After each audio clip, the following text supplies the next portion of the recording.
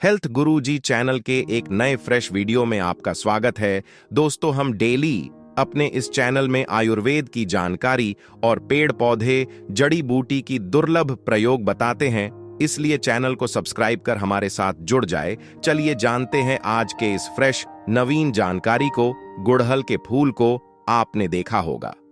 गुड़हल के फूल को अड़हुल का फूल भी बोलते हैं। अधिकांशतः गुड़हल के फूल का इस्तेमाल पूजा पाठ आदि कामों के लिए किया जाता है, लेकिन क्या आप यह जानते हैं कि गुड़हल के फूल का सेवन भी किया जाता है और रोगों के इलाज में भी गुड़हल के फूल के फायदे मिलते हैं। आयुर्वेद में गुड़हल के फूल को एक बहुत ही उत्तम औषधि बताया गया है। पतंजलि के अनुसार गंजेपन की समस्या, बालों को बढ़ाने में अड़हुल से फायदे मिलते हैं। इतना ही नहीं, कई गंभीर बीमारियों के उपचार के लिए अड़हुल का उपयोग किया जाता है।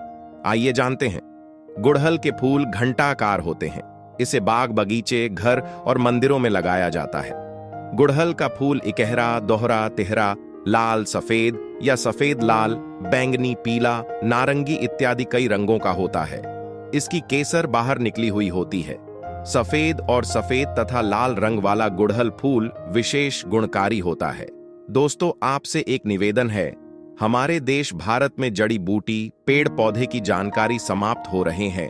हम अपने इस चैनल हेल्थ गुरु जी में पेड़ पौधे की जानकारी को पुनः भारत में यूट्यूब वीडियो के माध्यम से फैला रहे हैं, ताकि ये जानकारी भारत में बनी रहे। तो दोस्तों, कृपया इस छोटे से कार्यक्रम में आप भी हमारा साथ दीजिए। इसके लिए आप हमारे वीडियो को लाइक करें, चैनल को सब्सक्राइब करें और कमेंट में अपना नाम और जिला भी लिखें तथा 10 लोगों को इस वीडियो को शेयर करें, ताकि इस तरह के पेड़ पौधे, जड़ी बूटी की जानकारी को लोग समझे और अपनाएं। दोस्तों, गुड़हल के 100 फूल लें। हरे डंठल को तोड़कर पंखुड़ियों को नींबू के रस में भिगो लें। इसे कांच के बर्तन में रात किसी खुले स्थान पर रख दें। सुबह इसे मसलकर छान लें। इसमें 650 ग्राम मिश्री या चीनी तथा 1 बोतल उत्तम गुलाब जल मिला लें। इसे 2 बोतलों में बंद कर धूप में 2 दिन तक रखें। इस दौरान बोतल को हिलाते रहें। मिश्री अच्छी तरह घुल जाने पर शरबत बन जाता है। इसे 15 से 40 मिलीलीटर की मात्रा में पीते रहने से नींद न आने की परेशानी में लाभ होता है। गुड़हल के पत्तों को पीसकर लुगदी बना लें। इसे बालों में लगाएं। 2 घंटे बाद बालों को धोकर साफ कर लें। इस प्रयोग को नियमित रूप से करने से बालों को पोषण मिलता है और सिर भी ठंडा रहता है। गुड़हल के ताजे फूलों के रस में बराबर मात्रा में जैतून का तेल मिलाकर आग में पका लें। जब तेल केवल रह जाए तो शीशी में भरकर रख लें। रोजाना बालों में मलकर जड़ों तक लगाने से बाल चमकीले और लंबे होते हैं। अड़हुल के फूल और भृंगराज के फूल को भेड़ के दूध में पीसकर लोहे के बर्तन में रखें। 7 दिन बाद निकालकर भृंगराज के पंचांग के रस में मिलाएं। इससे बाल धोने से बाल काले हो जाते हैं। लौह भस्म, आंवला चूर्ण तथा जपा के फूल से बने पेस्ट से सिर में लेप करने से बाल लंबे समय तक काले रहते हैं। आप रूसी की समस्या से छुटकारा पाने के लिए भी गुड़हल के फायदे ले सकते हैं। गुड़हल के फूल के रस में बराबर मात्रा में तिल का तेल मिला लें। इसे उबालें। तेल बाकी रहने पर उतार कर छान लें। इसे शीशी में भर लें। इस तेल को लगाने से रूसी खत्म हो जाता है। गाय के मूत्र में गुड़हल के फूलों को पीसकर सिर में लगाने से बाल बढ़ते हैं। इससे गंजापन दूर होता है।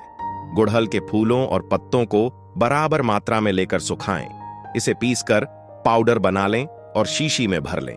1 चम्मच की मात्रा में सुबह शाम पिएं। इसे आपको 1 कप मीठे दूध के साथ पीना है। इससे याददाश्त बढ़ती है।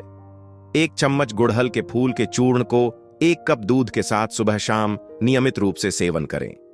इससे कुछ ही माह में खून की कमी दूर होती है। शरीर में शक्ति मिलती है। गुड़हल की जड़ और फूलों का काढ़ा बना लें। इसे 20 से 40 मिलीलीटर की मात्रा में सुबह पीने से गर्भ में पल रहे शिशु का शरीर स्वस्थ रहता है। अड़हुल के फूलों के कांजी में पीस लें। इसमें 50 ग्राम तक पुराना गुड़ मिला लें। मासिक धर्म के समय 3 दिन तक खाने से स्त्री गर्भधारण नहीं करती। इसका सेवन चिकित्सक के परामर्श अनुसार ही करें।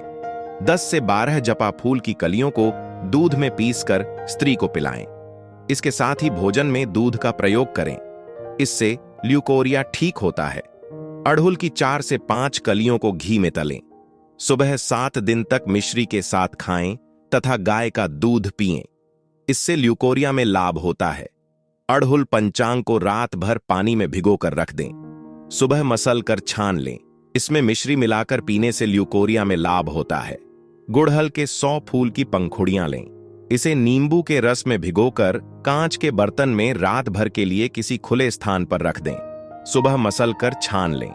इसमें 650 ग्राम मिश्री या चीनी तथा 1 बोतल उत्तम गुलाब जल मिलाएं। इसे 2 बोतलों में बंद कर धूप में 2 दिन तक रखें। इस दौरान बोतल को हिलाते रहें। मिश्री अच्छी तरह घुल जाने पर शरबत बन जाता है।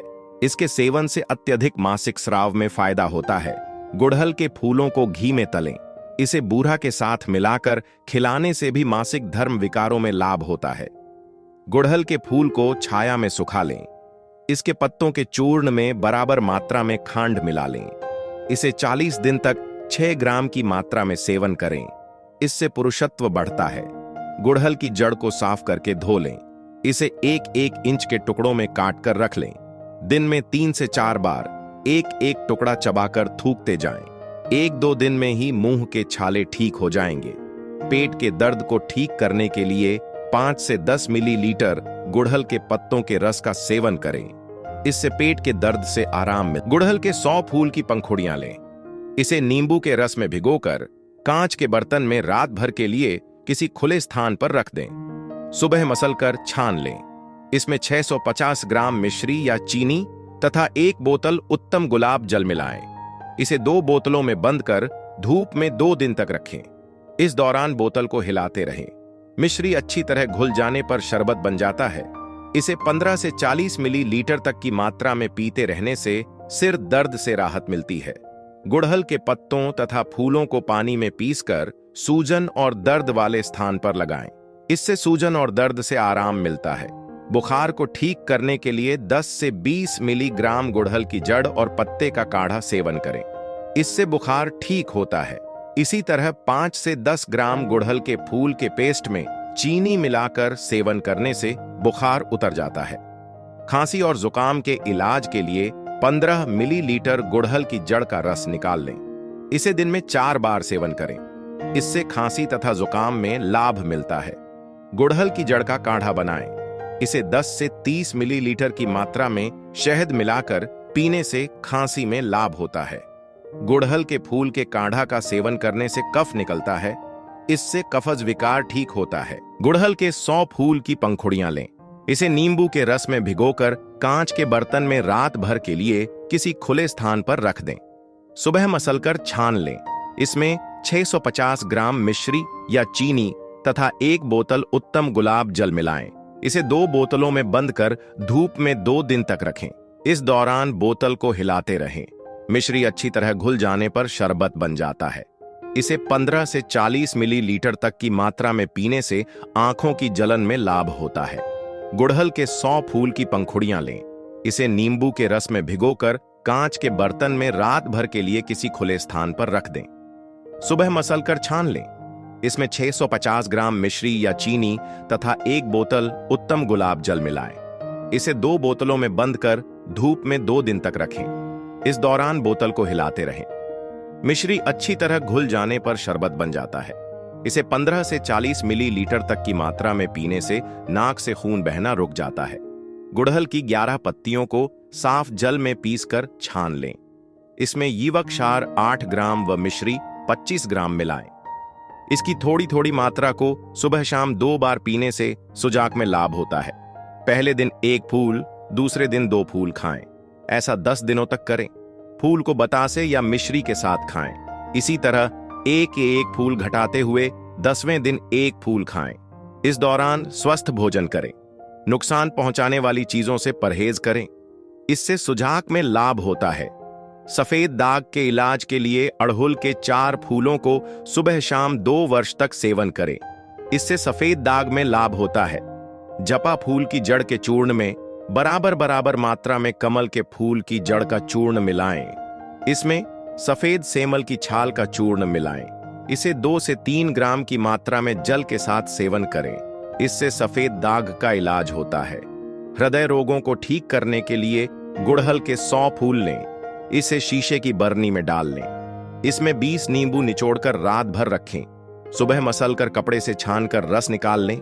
रस में 800 ग्राम मिश्री, 200 ग्राम गुल्ले गाजबान का अर्क, 200 मिलीलीटर मीठे अनार का रस तथा 200 मिलीलीटर संतरे का रस मिलाकर धीमी आग पर पकाएं। जब चाशनी गाढ़ा हो जाए तो उतार लें। इसमें 250 मिलीग्राम कस्तूरी, अंबर 3 ग्राम, केसर तथा गुलाब अर्क को अच्छी तरह मिलाएं। यह शरबत हृदय तथा मस्तिष्क को शांति देता है। गुड़हल के 100 फूल की पंखुड़ियां लें। इसे नींबू के रस में भिगोकर कांच के बर्तन में रात भर के लिए किसी खुले स्थान पर रख दें। सुबह मसलकर छान लें। इसमें 650 ग्राम मिश्री या चीनी तथा 1 बोतल उत्तम गुलाब जल मिलाएं। इसे 2 बोतलों में बंद कर धूप में 2 दिन तक रखें। इस दौरान बोतल को हिलाते रहें। मिश्री अच्छी तरह घुल जाने पर शरबत बन जाता है। इसे 15 से 40 मिलीलीटर तक की मात्रा में पीने से नाक से खून बहना रुक जाता है। नमस्कार दोस्तों, हमारे चैनल के एक नए और फ्रेश वीडियो में आप सभी दर्शकों का बहुत बहुत स्वागत है।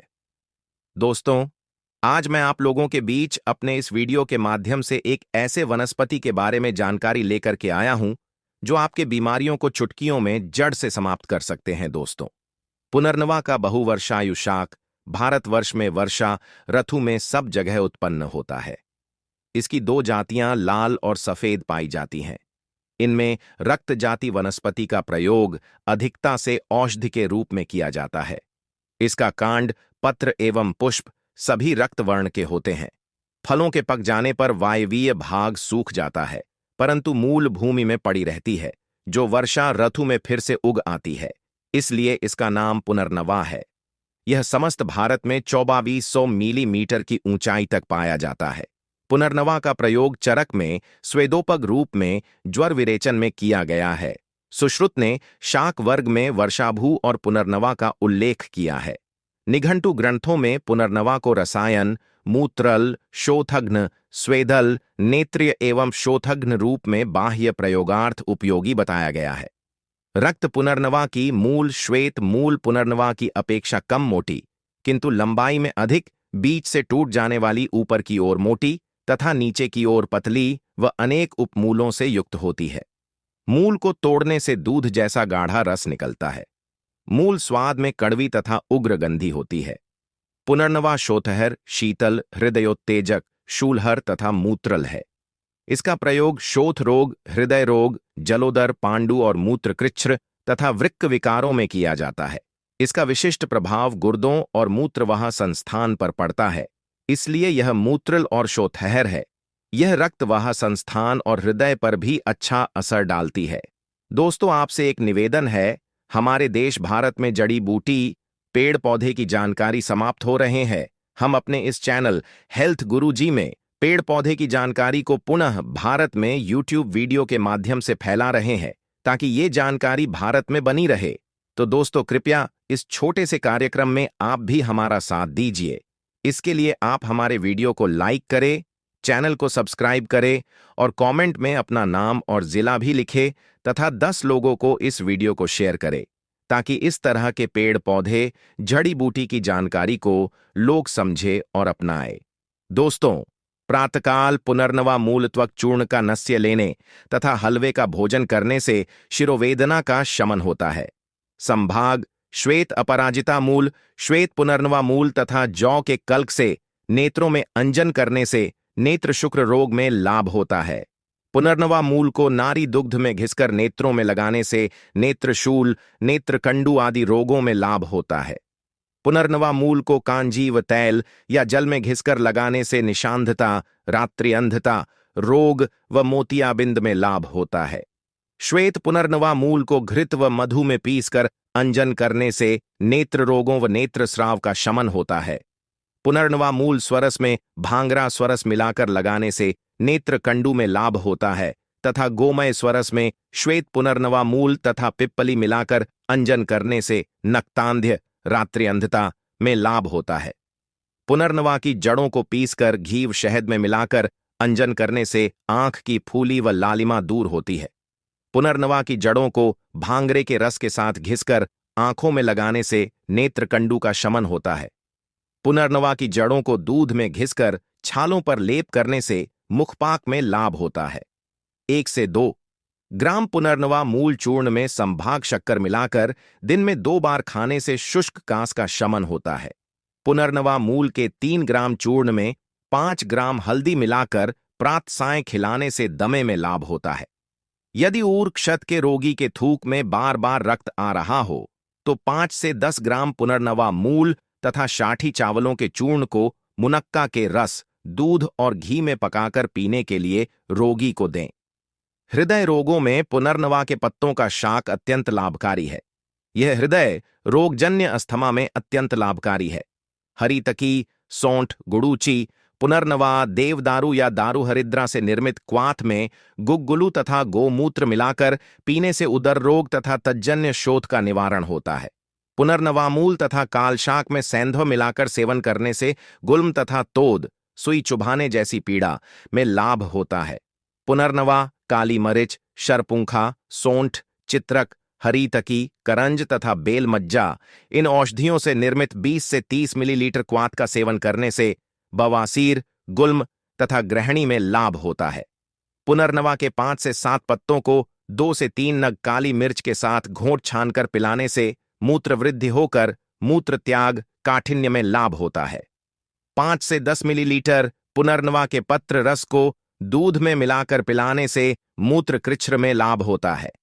3 ग्राम पुनर्नवा मूल चूर्ण को शहद या गुनगुने जल के साथ सेवन करने से शोथ, मूत्र कृच्छ्र तथा मूत्रदाह का शमन होता है। पुनर्नवा मूल को तेल में स्निग्ध करके योनि में धारण करने से प्रसव शीघ्र हो जाए। गर्भाशय विकार जन्य अनार्तव में पुनर्नवा की जड़ और कपास की जड़ का फांट पिलाने से लाभ होता है।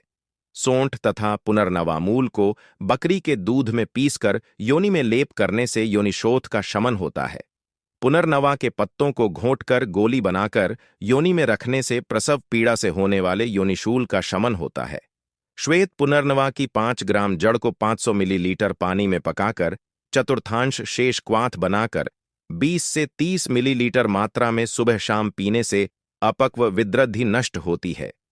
पुनर्नवा की मूल को छाछ के साथ पीसकर लेप करने से स्तन विद्रद्धि में लाभ होता है। पुनर्नवा की जड़ तथा नागरमोथा प्रत्येक द्रव्य को 10 ग्राम की मात्रा में लेकर इसका कल्क बना लें। इसे 640 मिलीलीटर गाय के दूध में यथाविधि पकाकर प्रातः सायं पीने से वातज शोथ में लाभ होता है।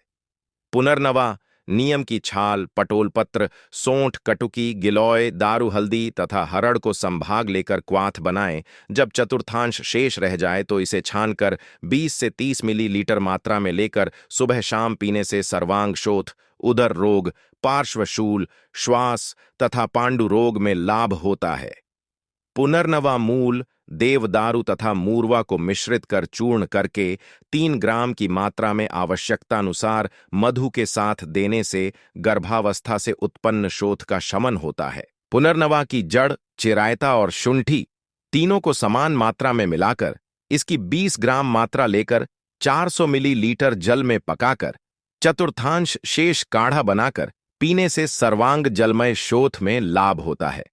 पुनर्नवा का काढ़ा पेशाब की जलन तथा मूत्र मार्ग में संक्रमण के कारण उत्पन्न ज्वर में भी तुरंत लाभ पहुंचाता है। लाल पुनर्नवा, परवल की पत्ती, परवल का फल, करेला, पाठा, ककोड़ा इन सबका शाक ज्वर में हितकारी होता है। 2 ग्राम पुनर्नवा मूल चूर्ण को गाय के दूध के साथ सेवन करने से बल तथा वर्ण की वृद्धि होती है। पुनर्नवा, नीम, गिलोय, सौंठ, देवदारू तथा हरड़ को समान भाग मिलाकर पीसकर 1 से 2 ग्राम चूर्ण को गर्म जल के साथ सेवन कराने से साध्य शोफ ठीक होते हैं। पुनर्नवा, नीम की अंतरछाल, सौंठ तथा परवल के पत्तों को संभाग लेकर पानी में पीसकर शोफ स्थान पर लेप लगाने से शोफ का शमन होता है। पुनर्नवा, हरड़, बकली, रासना, देवदारू तथा एरंड बीज को समान मात्रा में लेकर गोमूत्र के साथ क्वाथ बनाकर 10 से 20 मिलीलीटर मात्रा में पिलाने से